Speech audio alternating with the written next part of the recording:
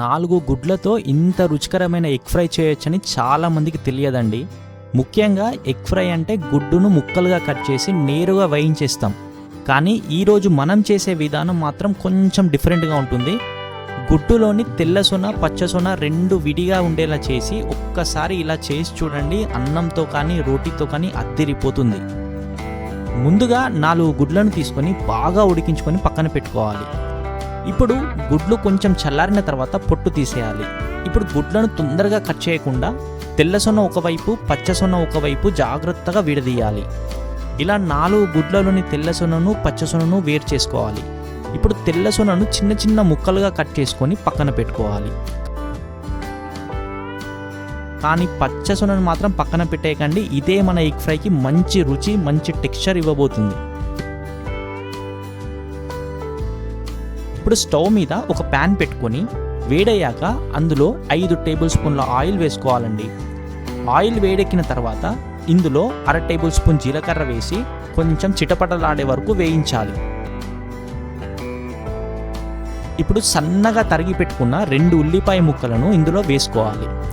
ఉల్లిపాయ ముక్కలు కొంచెం మెత్తగా మారి లైట్ గోల్డెన్ కలర్ వచ్చే వరకు బాగా వేయించాలి. ఇప్పుడు 4 పచ్చిమిర్చి ముక్కలు వేసుకోవాలి. మీకు కారం ఎక్కువ ఇష్టమైతే పచ్చిమిర్చి కొంచెం ఎక్కువ కూడా వేసుకోవచ్చు. దీంతో పాటు కొద్దిగా కరివేపాకు వేసి మంచి వాసన వచ్చే వరకు వేయించాలి.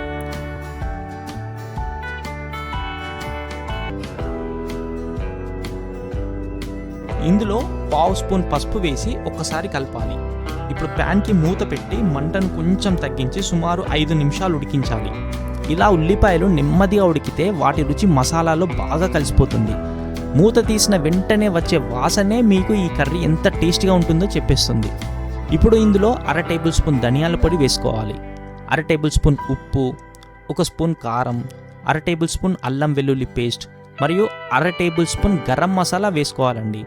ఇక్కడ మసాలాలన్నీ ఒకేసారి వేసి వెంటనే కలిపేయకుండా కొద్దిసేపు నూనెలో వేయించుకోవడం చాలా ముఖ్యమండి. అందుకే మసాలాలన్నీ వేసిన తర్వాత బాగా కలుపుతూ 1-2 నిమిషాలు వేయించాలి.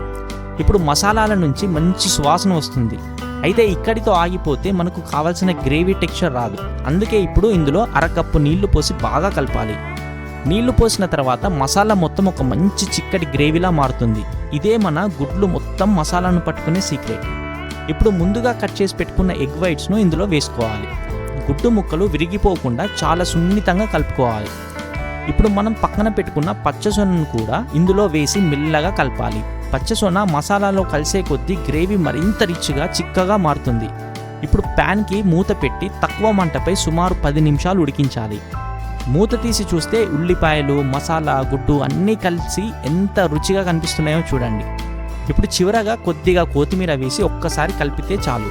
అంతే, వేడి వేడి అన్నంలో వేసుకుని తింటే ఒక్క ముద్దతోనే మళ్ళీ మళ్ళీ చేసుకోవాలనిపించేంత టేస్ట్గా ఉండే మన స్పెషల్ ఎగ్ ఫ్రై రెడీ. మామూలుగా చేసే ఎగ్ ఫ్రైకి డిఫరెంట్గా ఇలా గుడ్డును తెల్లసొన పచ్చసొనగా విడదీసి మసాలాలో కలిపి ఒక్కసారిగా తప్పకుండా ట్రై చేయండి.